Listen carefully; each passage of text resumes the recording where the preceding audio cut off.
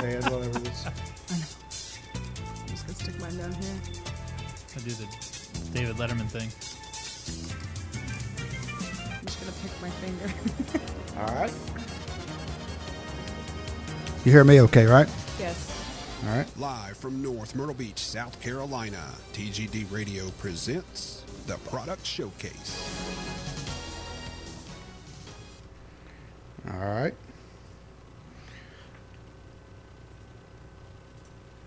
Welcome, everyone, for this edition of TGD Product Showcase. We got a very special product showcase for you today. The Palmetto Moonshine people are in the house.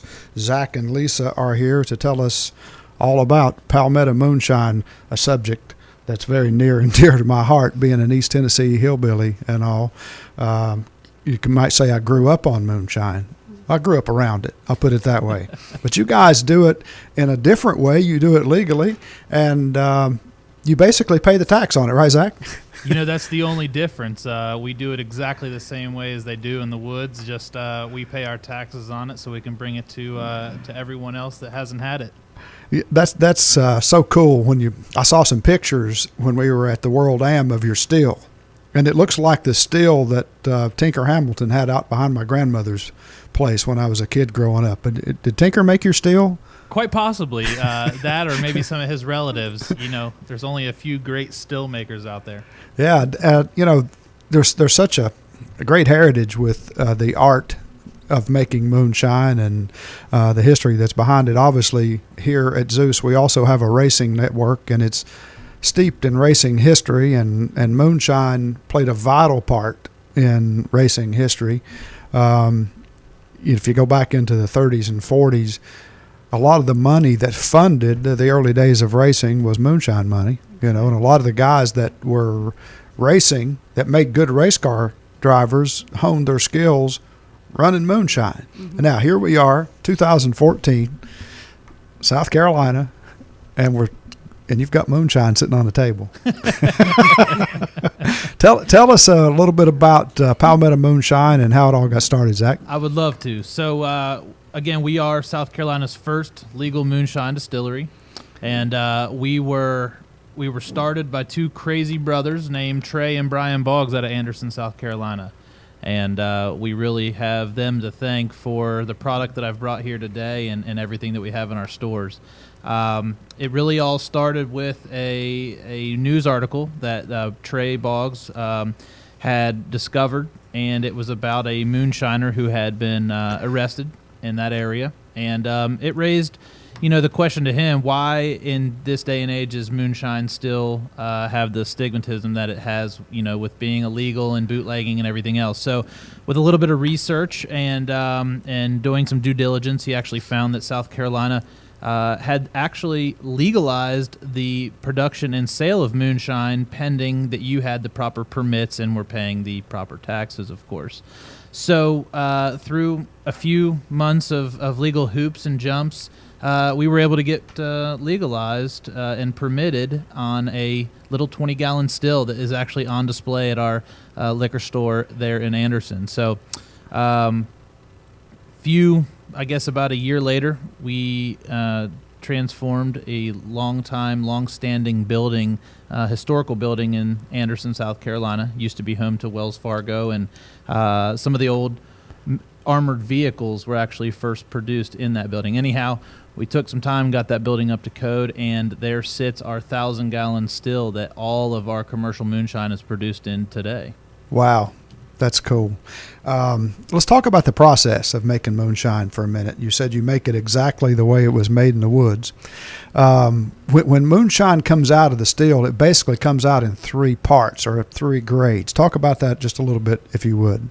Sure. So you're 100% right. It comes out in what we call the head, the heart, and the tail. Now, the head comes out upwards of 180 to 190 proof, Ouch. which... Yeah, let's face it, it is drinkable, if that's the word you want to use, and there are other liquors out there, spirits, that even sell that high, but we've found that it's just not realistic for the normal That's you not know, comfortable. That's not comfortable drinking. That's right. that. Nobody truly enjoys drinking that, besides puffing your chest up a little bit as it burns going It's down. not sipping whiskey. No, nope, not at all. So anyhow, we take the first part of that moonshine and we actually donate it to a local racing team that runs their high performance racing motorcycles off of that high test moonshine. So they turn it into a bioethanol fuel. Now, the second part is the actual head of the of what comes out, and that is the moonshine that we take and through a series of proofing techniques actually bring it down to about 105 proof, which is what we sell, bottle and sell our moonshine at in the stores. And that we found to be sort of the sweet spot for our product, and it is the basis for all of the different flavors that we produce. You wouldn't probably believe this, but out of 1,000 gallons, 17.5% or 175 gallons is actually all that is usable out of every batch. Wow. So just to give you an idea of the level of quality, the level of control that we've got on the process, and, through, whatever length of time we've been really producing moonshine, we've mastered and found that that is the best of the best. That's pretty cool. And Lisa, Yes. how you doing? I'm doing well, thank you. Lisa came in. She didn't know she was going to be on TV. She knew that she was going to be on the radio, right? Or she might be on the radio. So she's a little bit shocked. Yes, you can say that. I'm just trying to loosen you up a little bit, Lisa. I'm It's all right. okay. You loosen I'm up. all right. We probably should have done shots before the show. We should have. Yeah. Yes. So what's your favorite? We're going to talk about the flavors at Palmetto Moonshine. Tell us what's your favorite.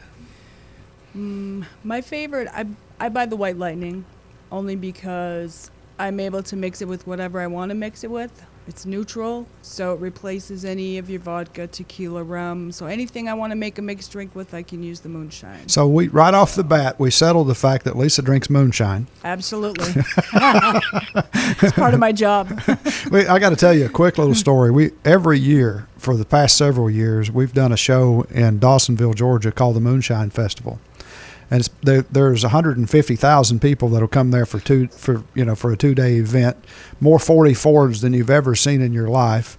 And Dustin and I were there one year, and we got out in the middle of the street with a camera and a mic, and we asked everybody to come along. Do you drink moonshine? Do you make moonshine? You wouldn't believe the stories that came out of it. But that was a lot of fun. Anyway.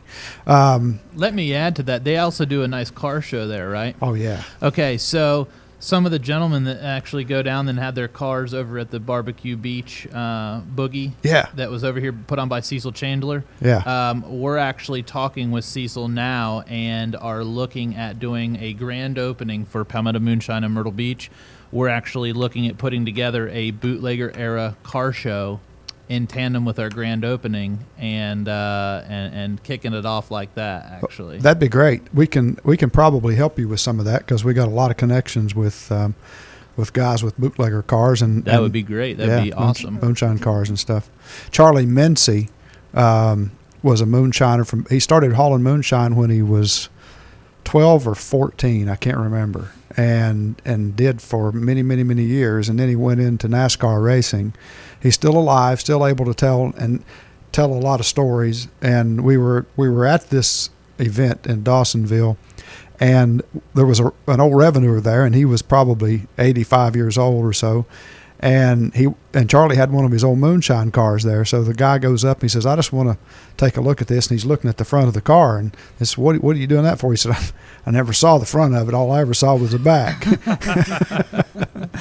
But moonshine's one of those things that attracts a lot of interest, no matter what, because especially here in the South. Right. But there are people all over the world. I mean, the Irish actually, I think, brought us the technique.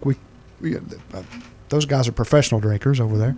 But now let's get into all the various flavors that you guys do. And for heaven's sakes, you brought me jelly or jam.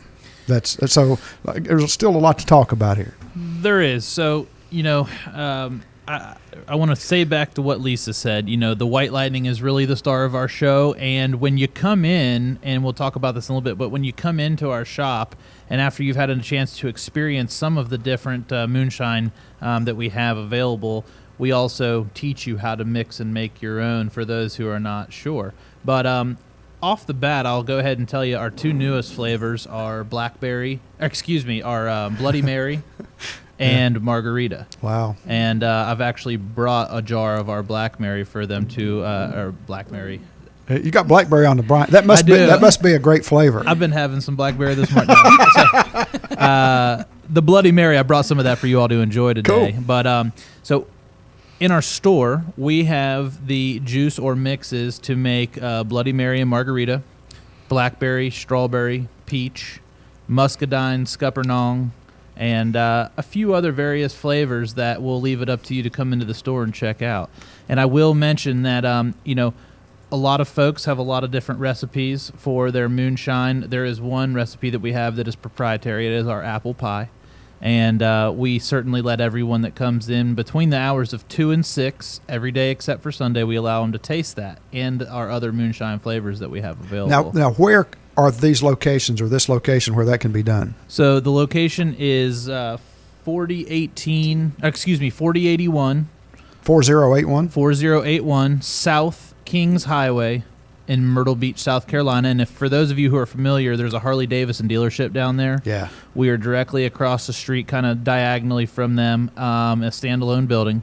And again, 2 to 6 is when we're allowed to do our tastings, and we allow you to taste all of the different flavors of the moonshine that we pre-produce for you. I used to live right behind there in Long Bay. Yeah. I would never have moved if you guys had been there earlier. I don't think they would have sold us the building if they knew you were still. I think you may be right. You may be right, Zach. Now, not to deviate. So, along with all of our products, everything that we do that is possible, we get from South Carolina, including the fruits that are used to make some of the other products. So with our White Lightning, we have juice mixes so that you can mix and match your own flavors and can control the temperature, I'll call it, of each of the drinks, so the strength.